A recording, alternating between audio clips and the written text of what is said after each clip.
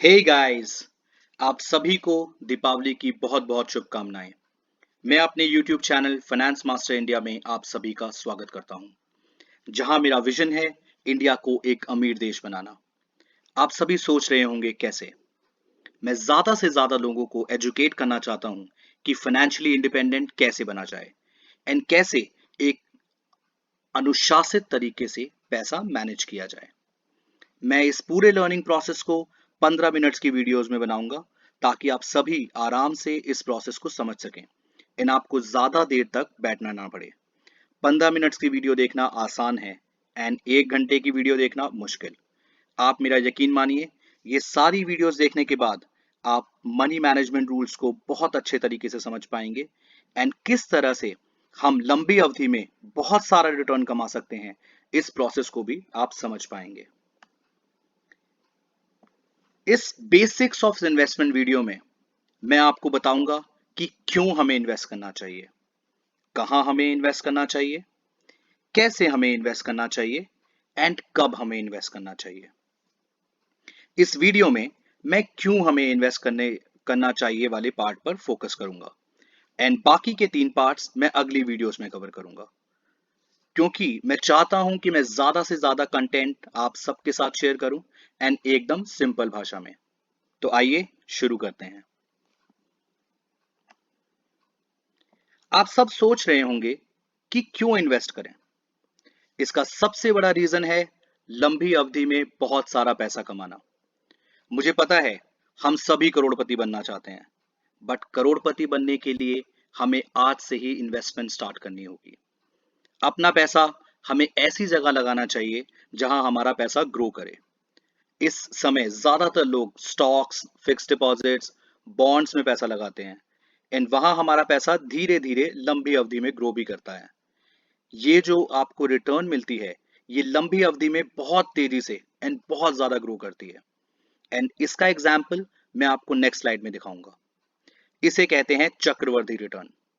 इसको दुनिया का 8वां अजूबा भी बोल सकते हैं एंड जब मैं आपको नेक्स्ट स्लाइड में दिखाऊंगा तब आपको इसका विश्वास भी होगा।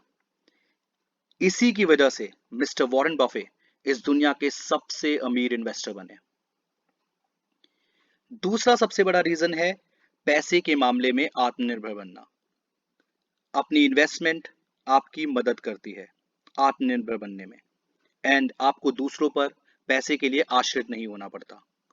इन्वेस्टिंग करने से आपके पैसा इतना इतना ज्यादा बढ़ जाता है कि आपको ओल्ड एज में भी काम करने की जरूरत नहीं पड़ती एंड आप अपना सारा फाइनेंशियल खर्चा उठा सकते हैं।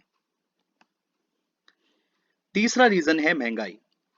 महंगाई हमारे पैसे को कम करती है। अगर आप अपने पास 100 रुपए हैं तो महंगाई की वजह से अगले साल उस 100 रुपए की वैल्यू 96 रुपीज 96 रुपए रह जाएगी। आप हर साल 4% से भी ज्यादा अपने पैसे को कम कर रहे हैं अगर आपके पास कैश रखा है तो। इन्वेस्टमेंट करके पैसे कमाने से आप उस महंगाई को हरा सकते हैं। अगर आपकी सैलरी ना भी बढ़े तब भी आप इन्वेस्टमेंट से मिलने वाली रिटर्न से या तो अपना सेम लाइफस्टाइल रख पाएंगे या उससे बेहतर कर पाएंगे। आपको सारी चीजें खरीद सकते हैं जो आप आज यूज कर रहे हैं, चाहे वो चीजें महंगी भी हो जाएं अगले साल और उन चीजों के चाहे दाम बढ़ भी जाएं, तब भी आप उस सेम चीज को नेक्स्ट ईयर भी खरीद पाएंगे और ये सब मुमकिन है इन्वेस्टमेंट करके रिटर्न अर्न करने की वजह से। चौथा रीजन है रेगुलर इनकम। इन्वेस्टमेंट करने से आपको या तो इंटरेस्ट मिलेगा या डिविडेंड। अगर आप डिबेंचर, बॉन्ड या फिक्स डिपॉजिट में पैसा लगाते हैं तो आपको इंटरेस्ट मिलता है रेगुलर इंटरवल पर। अगर आप किसी अच्छी कंपनी के शेयर्स में इन्वेस्ट करते हैं तो आपको डिविडेंड मिलता है। इन दोनों का टैक्स ट्रीटमेंट अलग है एंड ये मैं किसी अलग वीडियो में डिटेल में डिस्कस भी करूंगा। ये रेगुलर इनकम आपकी मेन इनकम को इंक्रीज करती है एंड इससे आपका लाइफस्टाइल भी बेहतर बनता है और लंबी अवधि में ये हमारी मदद करता है ताकि हम अपनी मेन इनकम पर ही डिपेंडेंट ना रहें। पांचवा रीजन है अनजान परिस्थितियां। इन्वेस्टमेंट करने से आप किसी बुरे दिन और इमरजेंसी सिचुएशन के लिए पैसा सेव कर पाएंगे। हम सभी को पता है कि लाइफ में कभी भी कुछ भी हो सकता है। और हो सकता है कि आपको अपना हॉस्पिटल का बिल पे करने के लिए बहुत सारे पैसे की जरूरत पड़ जाए। अगर आपके पास मेडिकल इंश्योरेंस ना हो और अगर आपके पास पैसा सेव नहीं है, तो उस दिन, बुरे दिन के लिए मेरी बात मानिए, आपके लिए बहुत मुश्किल वाला समय हो सकता है। किसी और से हेल्प मांगने से अच्छा ये है कि हम आज ही इन्वेस्टमेंट स्टार्ट कर दें, और ज़्यादा अच्छा है, ताकि हमें उस दिन, बुरे दिन, कभी पैसे की अगर ज़रूरत पड़े भी, तो हमें किसी और पर आश्रित ना रहना पड़े और हम अपने आप ही अपना वो मेडिकल एक्सपेंस उठा सकें। सिक्स रीज़न है टैक्स सेव करना। कुछ इन्वेस्टमेंट्स हमें डबल रिटर्न देती हैं। रिटर्न देने के साथ साथ वो हमारी टैक्सेबल इनकम को भी काफ़ी कम करती हैं, जिसकी वजह से हमारी टैक्स लायबिलिटी भी कम हो जाती है। जैसे इक्विटी लिंक सेविंग स्कीम्स और ईएलएसएस फंड्स, पीपीएफ और public provident fund, tax saving bonds, 5 साल की fix deposits, next national pension system, Sukanya Samriddhi Yojana, Kisan विकास पत्र, ऐसे कुछ एग्जाम्पल्स हैं जो रिटर्न देने के साथ साथ टैक्स लायबिलिटी भी कम करते हैं, क्योंकि ये इन्वेस्टमेंट्स 1.5 लाख रुपए सालाना की इन्वेस्टमेंट लिमिट में कवर होते हैं और हम इसका क्लेम लेके अपना टैक्स लायबिलिटी भी कम कर सकते हैं। ऐसा टैक्स जो हम सेव करते हैं, वो इनडायरेक्टली पैसा कमाना ही भी माना जा सकता है, एंड उस टैक्स सेविंग को हम बाकी कई जगह इन्वेस्ट कर सकते हैं, जैसे stocks, bonds, debentures and mutual funds. सातवां रीजन है अपने बड़े फाइनेंशियल टारगेट्स को पूरा करना। अगर आप अपने बड़े फाइनेंशियल टारगेट्स को पूरा करना चाहते हैं, जैसे बच्चों की हायर एजुकेशन किसी फॉरेन यूनिवर्सिटी से, बच्चों की शादी, एक बड़ी कार, एक बड़ा फार्म हाउस, विदेश में छुट्टियां, इन सभी चीजों के लिए आपको बहुत सारा पैसा चाहिए, एंड इन्वेस्टमेंट्स वो टारगेट पूरा करने में आपकी मदद करते हैं। कितना पैसा इन्वेस्ट करें, कितने समय के लिए करें और कब करें, इन सब चीजों को मैं अपनी आगे वाली वीडियोस में जरूर एक्सप्लेन करूंगा। आठवां रीजन है जल्दी रिटायर होना। क्या आप जानते हैं कि कोई भी कैसे 50 या 45 की एज में रिटायर हो सकता है? जी हाँ, ये पॉसिबल है, अगर आप बहुत यंग एज से इन्वेस्टमेंट कर रहे हो तो। दुनिया के सबसे अमीर इन्वेस्टर वॉरेन बफे ने 11 की एज से इन्वेस्टमेंट स्टार्ट की थी, एंड वो कहते हैं कि जैसे ही आपकी सैलरी आती है, आपको सबसे पहले अपने गोल्स एंड टारगेट्स के अकॉर्डिंग इन्वेस्टमेंट करनी चाहिए, एंड उसके बाद जो आपके पास पैसा बच जाता है, उसे आप food, mobile, TV, air conditioner, car जैसी चीजों पर खर्च कर सकते हैं। पर ज्यादातर लोग इसका उल्टा करते हैं। लोग पहले इन चीजों पर खर्च करते हैं और उसके बाद का जो कुछ पैसा बच जाता है, उसे उसकी वो इन्वेस्टमेंट करते हैं। आइडली, जब तक आप कमा रहे हैं, आपको पहले इन्वेस्ट करना चाहिए, ताकि आप इतना अच्छा पैसा जोड़ सकें कि आप आराम से जल्दी रिटायरमेंट ले सकें।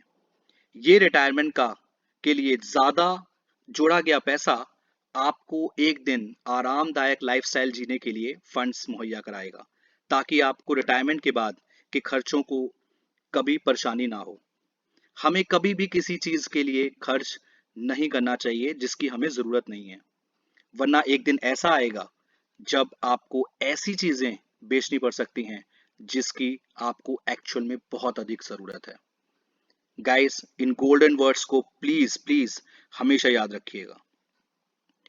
वैसे और भी बहुत सारे रीजंस हैं इन्वेस्टमेंट करने के, पर इस वीडियो में मैं टॉप 8 रीजंस पर ही फोकस करूंगा, बिकॉज ये सबसे ज्यादा इंपॉर्टेंट है। चलिए अब समझते हैं चक्रवर्ती रिटर्न के बारे में। जैसा कि आप देख सकते हैं, ये सारा डेटा मैंने बर्कशायर हैथवे की एनुअल रिपोर्ट से लिया है। बर्कशायर हैथवे दुनिया के सबसे अमीर इन्वेस्टर वॉरेन बफे की कंपनी है। ये डेटा 1965 से लेकर 2020 तक अवेलेबल है, एंड ये हर साल बर्कशायर हैथवे के स्टॉक की रिटर्न दिखाता है। 1965 से लेकर 2020 तक बर्कशायर हैथवे ने टोटल 28,10,526% रिटर्न दिया है, जो कि हर साल 20% रिटर्न के बराबर है। क्या आप सोच सकते हैं कि हर साल 20% रिटर्न 55 सालों में आपका पैसा इतना ज्यादा बढ़ा सकता है कि वो एक्चुअल में 28,10,526% रिटर्न के बराबर हो? जी हाँ, इसी को चक्रवर्ती रिटर्न की ताकत कहते हैं, जहां आपको मूलधन के साथ साथ ब्याज पर भी ब्याज मिलता है। एंड आपका पैसा लंबी अवधि में इतना ज्यादा बढ़ जाता है कि आप सोच भी नहीं सकते। इसी को दुनिया का 8वां अजूबा बोलते हैं, जिसके बारे में मैं बात कर रहा था। अगर आपने 1965 में बर्कशायर हैथवे के स्टॉक में 1,000 रुपए इन्वेस्ट किए होते, तो आज उसकी वैल्यू 2,80,29,566 रुपए होती। जी हाँ, आपने एकदम सही सुना। अगर यही 1,000 रुपए आपने अमेरिका के S&P 500 इंडेक्स में इन्वेस्ट किए होते, तो आज उसकी वैल्यू 2,31,000 रुपए 756 रुपए होती। 1965 से S&P 500 इंडेक्स ने हर साल 10.2% का रिटर्न दिया है, जबकि बर्कशायर हैथवे ने 20%। इस 10% के अंतर की वजह से बर्कशायर हैथवे ने S&P 500 इंडेक्स की तुलना में 55 सालों में बहुत ज्यादा रिटर्न दिया है। ये दिखाता है कि 10% का अंतर भी लंबी अवधि में आपको कितना अधिक रिटर्न दे सकता है। एंड एक चीज और, बर्कशायर हैथवे हर साल प्रॉफिटेबल नहीं रहा है। उदाहरण के लिए 1974 में उसे 48% का लॉस हुआ, 1990 में 23% का लॉस, 1999 में 19.9% का लॉस और 2008 में 31% का लॉस। इतना लॉस होने के बाद भी वॉरेन बफे ने बर्कशायर हैथवे के शेयर धारकों को 28,10,526% रिटर्न दिया है, जो कि अपने आप में एक बहुत बड़ा अचीवमेंट है। एंड इसी को चक्रवर्ती रिटर्न की ताकत भी बोलते हैं। मैं आशा करता हूं कि आपको आज की वीडियो पसंद आई। आने वाली वीडियोस में मैं बाकी के 3 टॉपिक्स, कहां इन्वेस्ट करना चाहिए, कैसे इन्वेस्ट करना चाहिए एंड कब हमें इन्वेस्ट करना चाहिए पर फोकस करूंगा। मैं आपसे आशा करता हूं कि आप अपने सुझाव मेरे साथ इस वीडियो के कमेंट्स में शेयर करेंगे और प्लीज चैनल को सब्सक्राइब करना एंड लाइक बटन पर क्लिक करना ना भूलें। आपके सुझाव मुझे आगे की वीडियोस को और अच्छा बनाने में मदद करेंगे। प्लीज इस वीडियो को अपने दोस्तों के साथ भी शेयर कीजिए, ताकि वो भी इन्वेस्टमेंट्स के बारे में ज्यादा से ज्यादा जान सकें। आप सभी को दीपावली की बहुत बहुत शुभकामनाएं। स्वस्थ रहें, सुरक्षित रहें एंड इंडिया के इस सबसे बड़े फेस्टिवल को अपनी फैमिली के साथ एंजॉय करें। आपका बहुत बहुत धन्यवाद इस वीडियो को देखने के लिए। Bye bye.